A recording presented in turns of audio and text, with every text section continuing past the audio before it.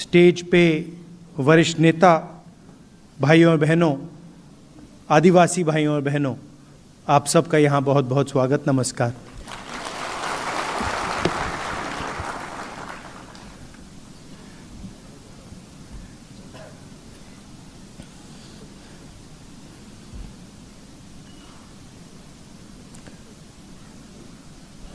शुरुआत मैं आदिवासी शब्द से करना चाहता हूं।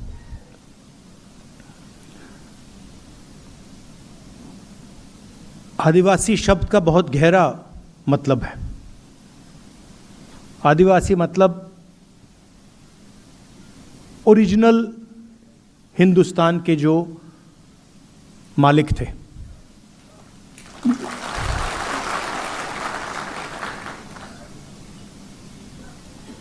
अगर आप यहाँ 1000-2000 साल पहले, 3000-5000 साल पहले आते तो सारी की सारी जमीन आदिवासियों के हाथ में थी। इस बात को कोई डिस्प्यूट नहीं करता, ये सच्चाई है। और आपकी पूरी की पूरी हिस्ट्री जो है वो एक प्रकार से आपकी जमीन खोने की हिस्ट्री है। पहले पूरे देश की जमीन आपकी थी, आस्ते आस्ते आस्ते आस्ते आस्ते आस्ते आस्ते आपको हटाते गए। और अब 21वीं सदी में एक नया शब्द आया है, आरएसएस और बीजेपी का शब्द है वनवासी। वनवासी का मतलब कि भाई आप ओरिजिनल मालिक नहीं थे।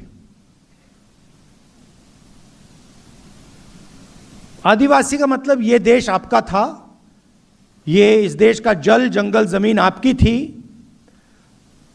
वनवासी का मतलब नहीं, ओरिजिनल मालिक आप नहीं थे, ओरिजिनल मालिक कोई और था। जल जंगल जमीन आपकी नहीं थी, आप तो सिर्फ जंगल में रहते हो। बहुत बड़ा फर्क है। क्योंकि अगर आप आदिवासी हो तो फिर इस देश का आप पर कर्ज है। आपकी जमीन ली गई,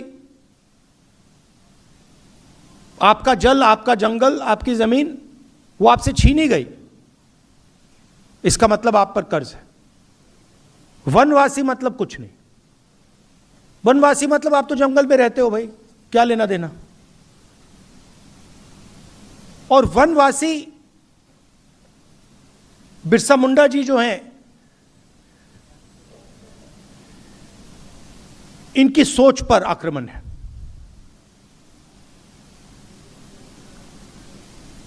किसी ने कहा कि हम कॉन्स्टिट्यूशन की लड़ाई लड़ रहे हैं। ये देखिए, ये कॉन्स्टिट्यूशन।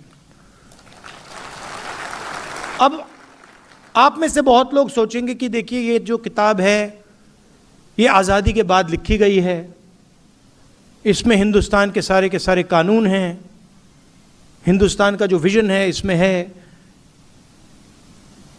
हिंदुस्तान के हर नागरिक को एक वोट ये देता है। मगर ये नई किताब नहीं है। इस किताब में हजारों साल पुरानी सोच है।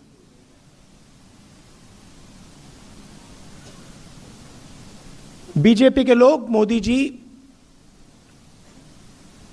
बिरसा मुंडा जी की मूर्ति के सामने हाथ जोड़ते हैं, अंबेडकर जी की मूर्ति के सामने हाथ जोड़ते हैं, फूले जी के मूर्ति के सामने हाथ जोड़ते हैं, गांधी जी की मूर्ति के सामने हाथ जोड़ते हैं। मगर जो बिरसा मुंडा जी ने कहा था, जिस चीज के लिए वो मरे, उसकी रक्षा नहीं करते। तो इस किताब में बिरसा मुंडा जी की आवाज है, और जब बीजेपी इस आवाज पर आक्रमण करती है, जब आपको वनवासी कहती है, जब आपकी जमीन छीनती है, आपका जल छीनती है, आपका जंगल अदानी को देती है, तो सिर्फ संविधान पर आक्रमण नहीं कर रहे हैं, वो बिरसा मुंडा जी पर आक्रमण कर रहे हैं।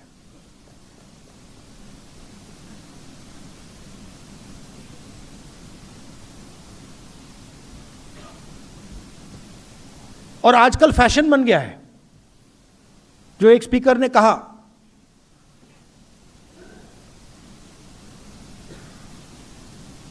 देश में जमीन किसकी जाती है?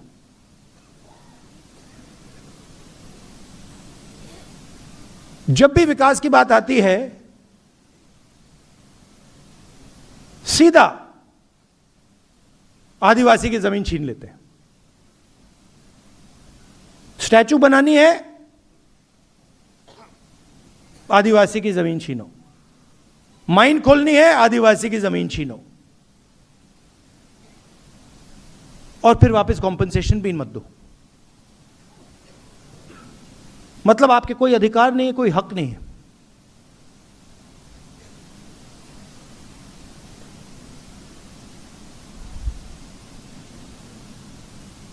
मैं जाति जनगणना की बात करता हूं,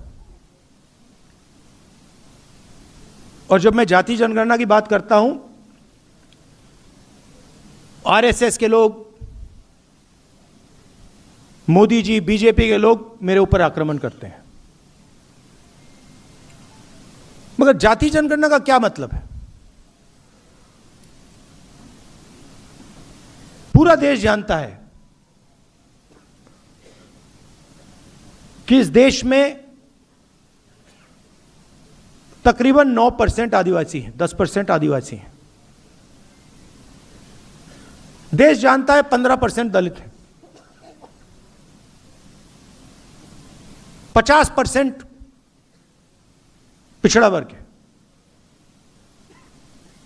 15% माइनॉरिटी कह लो। आपने प्राइवेटाइजेशन शब्द यूज किया, आपने कहा कि school, college, university, public sector privatise हो जाता है। ये गलत शब्द है। प्राइवेटाइजेशन से लग रहा है कि जब ये प्राइवेटाइजेशन होता है ये सबको जाता है। इस शब्द से ये लगता है कि भैया प्राइवेटाइजेशन होता है तो आदिवासियों को भी मिलता है, दलितों को भी मिलता है, पिछड़ों को भी मिलता है। नहीं, प्राइवेटाइजेशन का मतलब चुने हुए 5-7% लोगों को मिलता है। पहले पब्लिक सेक्टर हुआ करता था, उसमें रिजर्वेशन था, उसमें आदिवासी युवा जा सकता था, दलित जा सकता था, पिछड़े वर्ग का जा सकता था। अब खोलिए अदानी जी की कंपनी की लिस्ट खोलिए, उनके सीनियर मैनेजमेंट की लिस्ट खोलिए, दिखा दीजिए मुझे कौन सा आदिवासी बैठा है वहां पे। एक नहीं मिलेगा आपको।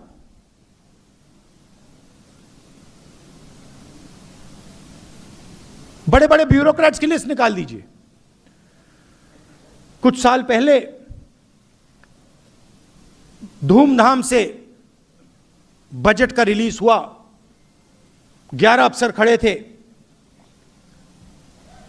फोटो ली गई, और मैंने सवाल पूछा कि भैया ये जो 11 अफसर हैं, इनमें 90% का तो कोई है ही नहीं। मतलब पूरे देश का धन बांटा जा रहा है, लाखों करोड़ रुपए बांटे जा रहे हैं, और लाइन में आपको ना एक आदिवासी, ना दलित, ना पिछड़ा।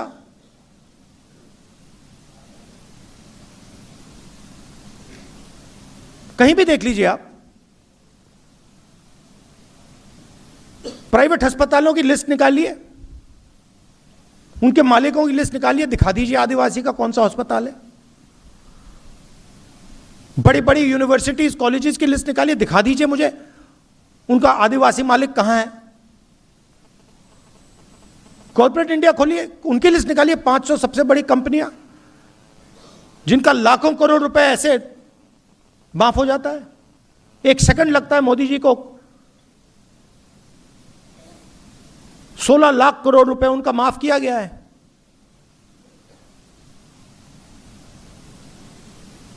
उनकी लिस्ट निकालिए, मालिकों की लिस्ट निकालिए, दिखा दीजिए वहां पे कौन सा पिछड़ा है, दलित, आदिवासी, माइनॉरिटी, कहां है लोग उसमें। तो देश का पूरा धन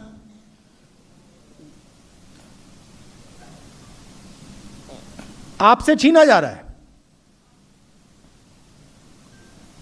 आप जीएसटी देते हो ना, देते हो नहीं देते हो, देते हो ना।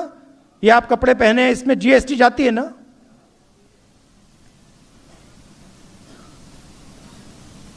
आपने अगर ये शर्ट खरीदी,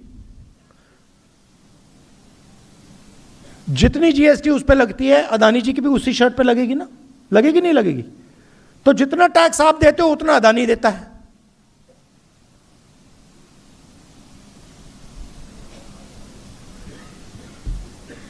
उसकी आमदनी देखिए, आपकी आमदनी देखिए।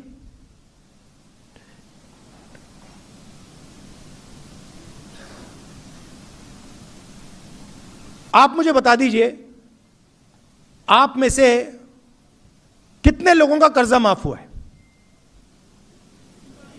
एक है यहां पे कोई व्यक्ति जिसका कर्जा माफ हुआ है? नहीं, एक नहीं मिलेगा आपको। पूरे देश में ढूंढ लो, आपको शायद एक आदिवासी ना मिले जिसका कर्जा माफ हुआ हो। और अदानी जैसे लोगों के लाखों करोड़ रुपए कर्जा माफ हो रहा है, रोज उसका कर्जा माफ होता जा रहा है।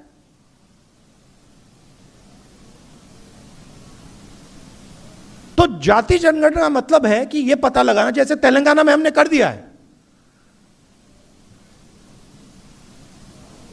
आदिवासी कितने हैं और देश की संस्थाओं में, ब्यूरोक्रेसी में, कॉर्पोरेट्स में उनकी कितनी हिस्सेदारी है, यह मेन सवाल है। आप 15%, आप 9% हो, दलित 15% हैं, पिछड़ा वर्ग 50% है, कितनी हिस्सेदारी है आपकी? आपको लगता है कि आदिवासियों की देश में 10% हिस्सेदारी है? लगता है आपको? तो लंबे भाषण होते हैं,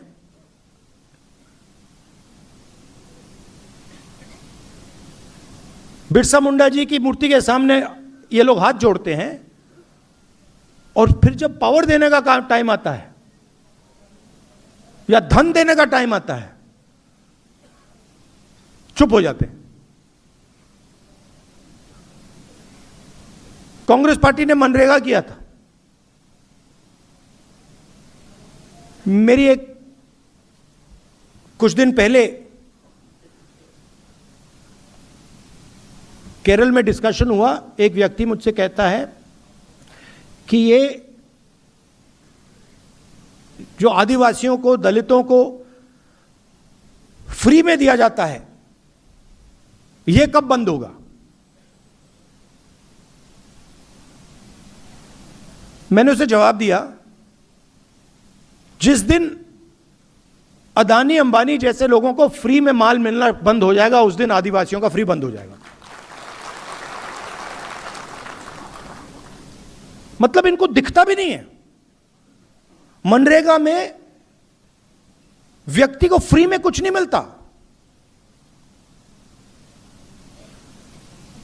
वो खून पसीना देकर मजदूरी करके उसको पैसा मिल रहा है और उसे फ्री कहा जा रहा है। और अदानी का लाखों करोड़ रुपए कर्जा माफ हो रहा है, वो फ्री नहीं है, वो विकास है, वो प्रगति है। किसकी प्रगति? 90% की प्रगति या 500,000 लोगों की प्रगति? किसका विकास? यह भी सवाल पूछना चाहिए। कहते हैं विकास हो रहा है, विकास किसका?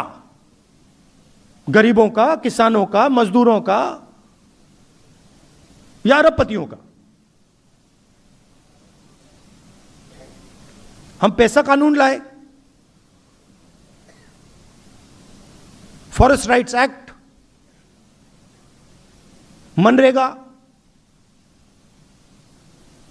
भोजन का अधिकार, यह सब आपको प्रोटेक्शन देने का था। आपने भविष्य की बात की,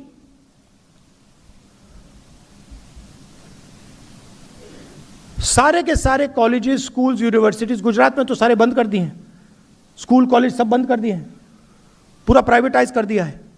तो इस दुनिया में, इस प्राइवेटाइज दुनिया में आपको शिक्षा कहां से मिलेगी, कैसे मिलेगी? बिना हाई क्वालिटी सरकारी स्कूल, बिना हाई क्वालिटी सरकारी यूनिवर्सिटी, बिना हाई क्वालिटी सरकारी कॉलेजेस आपको शिक्षा नहीं मिल सकती, आपके बच्चों को शिक्षा नहीं मिल सकती।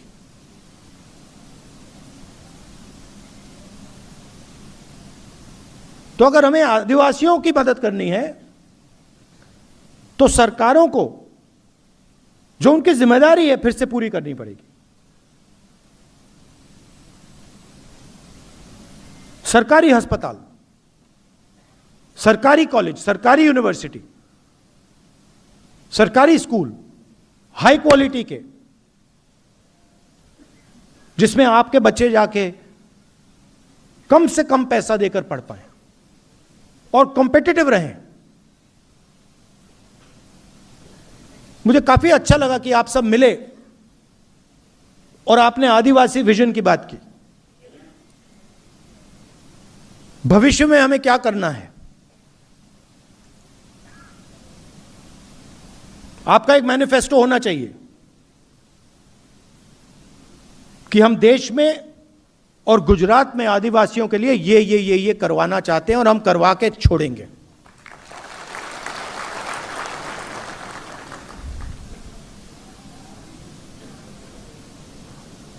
और सबसे जरूरी चीज ये संविधान है। हम शिक्षा की बात कर रहे हैं, आज वाइस चांसलर्स की लिस्ट निकालिए, आपको सिर्फ आरएसएस के लोग मिलेंगे।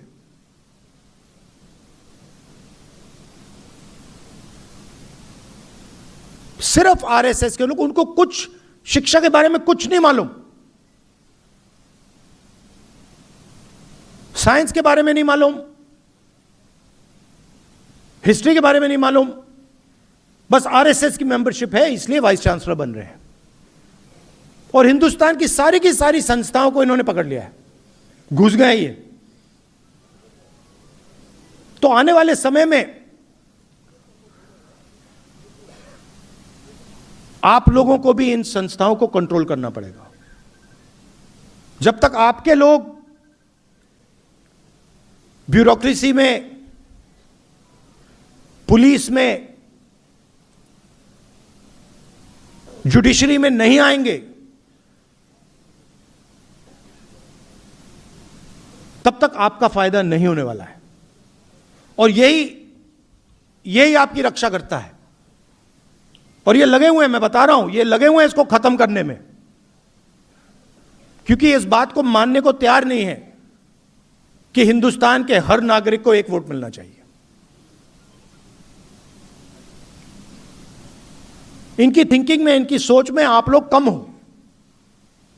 आप लोगों को इस देश में जगह नहीं मिलनी चाहिए।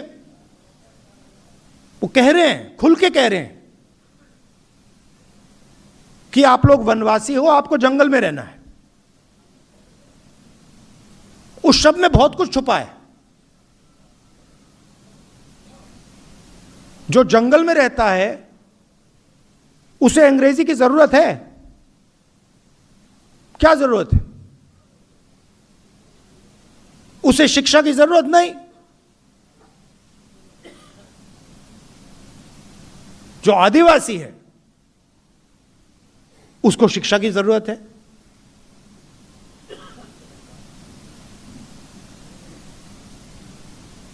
तो इस शब्द में पूरा का पूरा इनकी थिंकिंग छुपी हुई है। आपको कहते हैं वनवासी।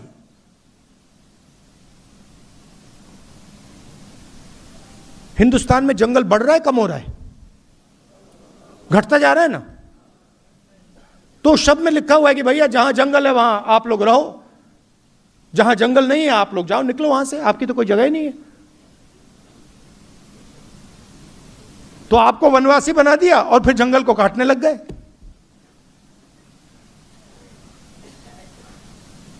जब जंगल खत्म हो जाएगा फिर आप लोग मजदूरी करोगे। मगर अगर आदिवासी शब्द का प्रयोग किया गया तो फिर सवाल उठता है कि हमारा जंगल है, कैसे काट रहे हो, कैसे ले रहे हो? हमारा जल है, हमारी जमीन है, कैसे ले रहे हो? बिना पंचायत के पूछे कैसे ले रहे हो? धमका के कैसे ले रहे हो? फिर ये सारी बातें शुरू हो जाती। इसीलिए ये चाहते हैं कि आप लोग वनवासी बनो, अपना हक मत मांगो, अपने बच्चों के लिए शिक्षा मत लो। आप लोग या जंगल में रहो और जब जंगल खत्म हो जाएगा फिर मजदूरी करो। ये हम नहीं चाहते। हम चाहते हैं कि इस देश में जितनी जगह दूसरे लोगों को मिलती है उतनी आपको मिले। बेहतरीन कॉलेजेस और यूनिवर्सिटीज में आपके बच्चे पढ़ें। हिंदुस्तान की सबसे बड़ी कंपनियों में आपके लोग काम करें, आपके बच्चे काम करें। जब सीईओज की लिस्ट निकाली जाए उस लिस्ट में आदिवासी नाम दिखे, ऐसा भविष्य हम चाहते हैं। यही लड़ाई। और आप जानते हो जो आपने कहा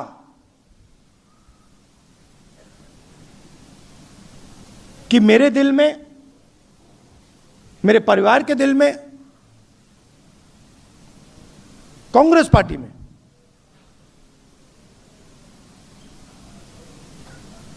आपके लिए बहुत जगह है, प्यार है, मोहब्बत है। आपने मुझसे कहा, अभी कहा कि आदिवासी एरिया में मुझे यात्रा करनी चाहिए। ये अच्छा सुझाव है। इसके बारे में हम सोचेंगे, देखेंगे अगर किया जा सकता है। आप यहां आए, इतने प्यार से आपने मेरी बात सुनी। देश में नफरत फैलाई जा रही है, हिंसा फैलाई जा रही है। आपने देखा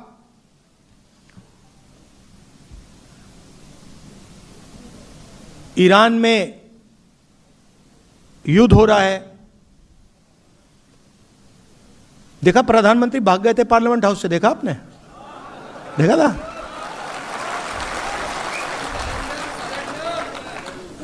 सुना है मैंने 25 मिनट का भाषण किया। मैं आपको गारंटी कह रहा हूं, लिख के रख लो, पार्लियामेंट हाउस में डिबेट नहीं कर सकते।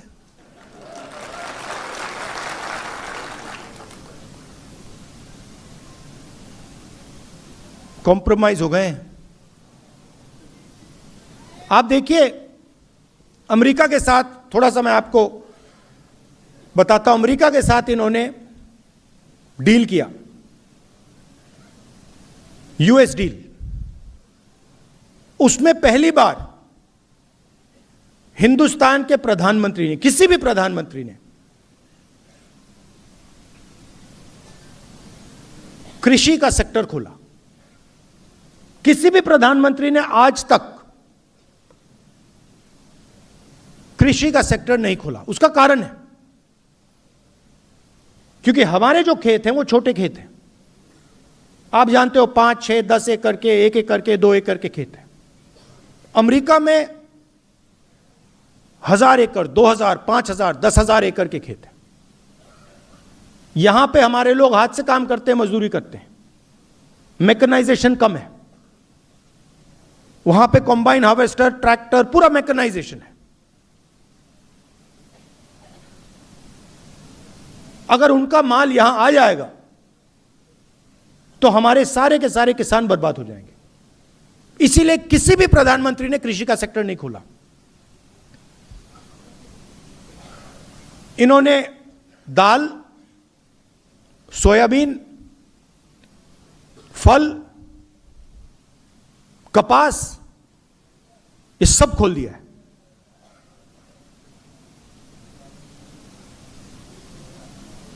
चार महीने के लिए नहीं खोलना चाह रहे थे,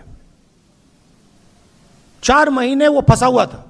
और मैं पूछ रहा था क्यों फंसा है। सरकार के लोग कह रहे थे कि क्योंकि कृषि का सेक्टर नहीं खुलना। हिंदुस्तान का पूरा डेटा जो है, जो इस देश की पूंजी है, आप 21वीं सदी में, 20वीं, पिछली सदी में जो तेल की जगह होती थी, 21वीं सदी में वो डेटा है। जिसके पास डेटा है उसकी प्रगति होने वाली है। पूरा का पूरा हिंदुस्तान का डेटा नरेंद्र मोदी ने अमेरिका को पकड़ा दिया।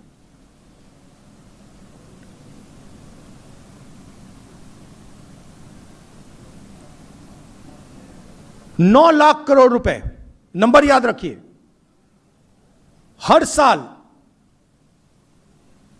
हिंदुस्तान अमेरिका से 9 लाख करोड़ रुपए का माल खरीदेगा।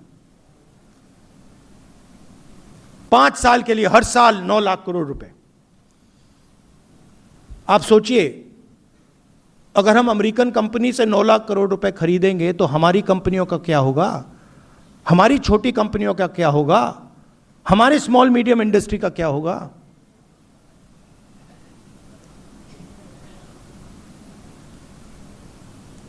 अमेरिका का जो टैक्स था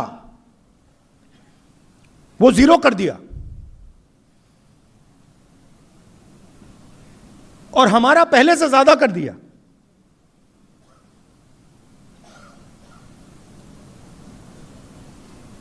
और चौथी और सबसे गंभीर बात, हिंदुस्तान के प्रधानमंत्री ने ट्रंप से कहा कि हम बिना आपसे पूछे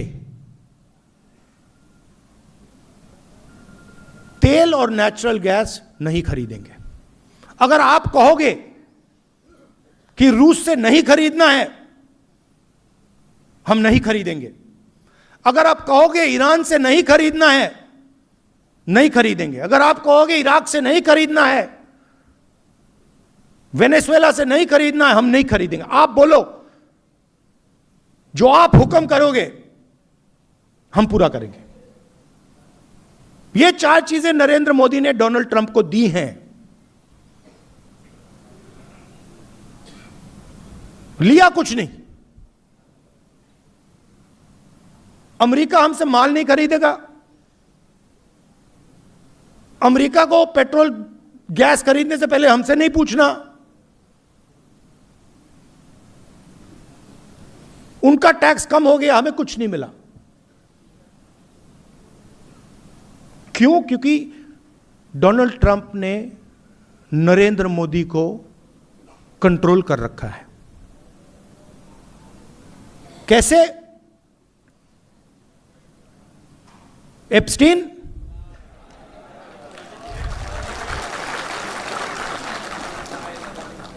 वो हैं 4-5 तरीके, मगर मैं आपको सिर्फ 2 बता रहा हूं आज। मैं जानता हूं, एक एप्स्टीन और दूसरा अदानी। और अदानी के बारे में थोड़ा सा मैं आपको समझाना चाहता हूं। मोदी जी और बीजेपी का जो पूरा फाइनेंस का स्ट्रक्चर है, यह अदानी है।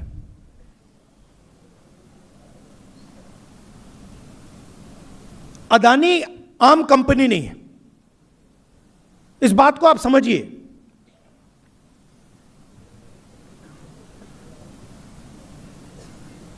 अदानी, बीजेपी, नरेंद्र मोदी, इनका स्ट्रक्चर है, फाइनेंशियल सिस्टम है।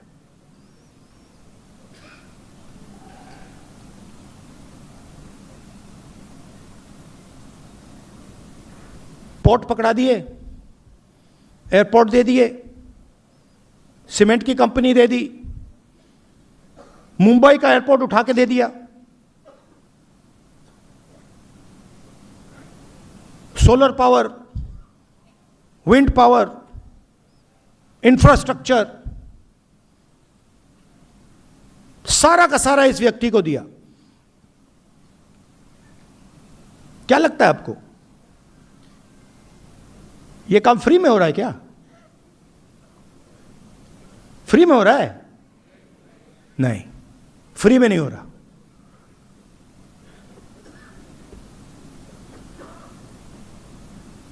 और इस कंपनी पर अमेरिका में कोर्ट केस लगा दिया और मोदी जी को सीधा मैसेज दे दिया। वो कोर्ट केस अदानी को धमका नहीं रहे, वो मैसेज मोदी जी को गया है कि ज्यादा उठपटांग की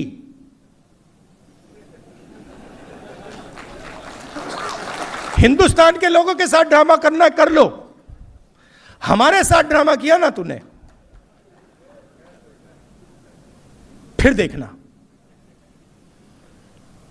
पूरा का पूरा रिकॉर्ड उनके हाथ में भाई।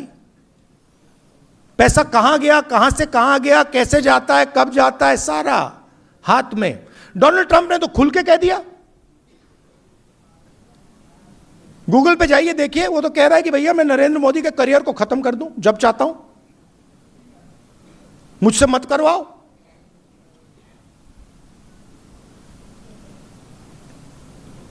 तो कंट्रोल उनके हाथ में है। प्रधानमंत्री 100% कॉम्प्रोमाइज्ड है।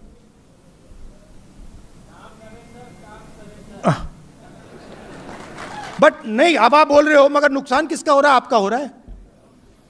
आपका भयंकर नुकसान हो रहा है आदिवासियों का।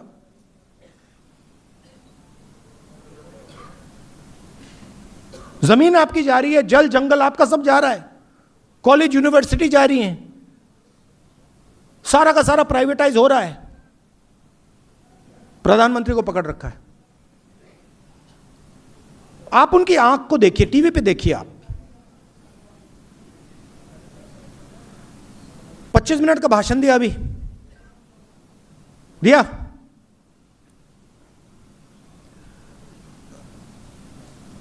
आप बताइए, अमेरिका के खिलाफ कुछ बोला? कुछ बोला? एक शब्द बोला?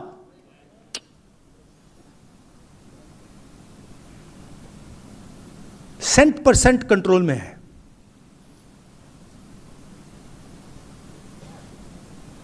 और आप देखते जाओ, जो भी होगा अब वो हिंदुस्तान के फायदे के लिए नहीं होगा, अमेरिका के फायदे के लिए होगा। देख लेना आप, आपको दिखेगा। एक बार बंदा कॉम्प्रोमाइज हो जाता है, आदमी कॉम्प्रोमाइज हो जाता है, फिर बात वहीं खत्म हो जाती है। आप देखना, अब नरेंद्र मोदी जी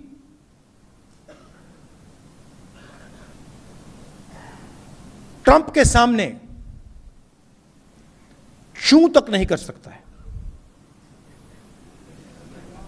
बता रहा हूं आपको, मैं सच बोलता हूं।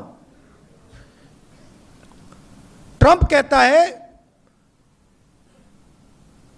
कि हिंदुस्तान और पाकिस्तान का युद्ध उसने रुकवाया। आप देखो क्या अपमान, हमारी सेना का अपमान कर रहा है। कहता है हिंदुस्तान के जहाज गिरे, 7 जहाज गिरे, मैंने युद्ध रुकवाया। मोदी जी के मुंह से चूं तक आवाज नहीं निकली। एक बार नहीं बोला, 50 बार बोला उसने, बोलता रहता है। हमारा प्रधानमंत्री एक शब्द नहीं बोल पाता। क्यों? कंट्रोलर हाथ में उसके है।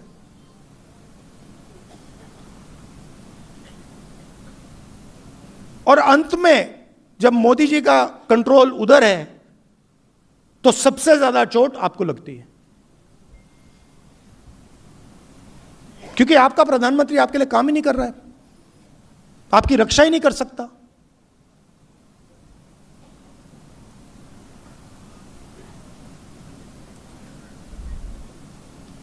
ज्यादा लंबा बोल गया, बस थोड़ा मैं आपको बताना चाह रहा था, थोड़ा दूसरी इशू के बारे में भी बताना चाहता था। मगर मेन बात है भैया, इसको हम सब इसकी रक्षा करेंगे, इसको नहीं छोड़ना हमें, क्योंकि इसकी रक्षा में बिरसा मुंडा जी की विचारधारा की रक्षा है, आदिवासियों की रक्षा है, हिंदुस्तान के गरीबों की, किसानों की, मजदूरों की, सबकी रक्षा है। जिस दिन यह गायब हो गया उस दिन कुछ नहीं बचेगा हमारा, आपका, आदिवासियों का। बहुत बहुत धन्यवाद। नमस्कार। जय हिंद।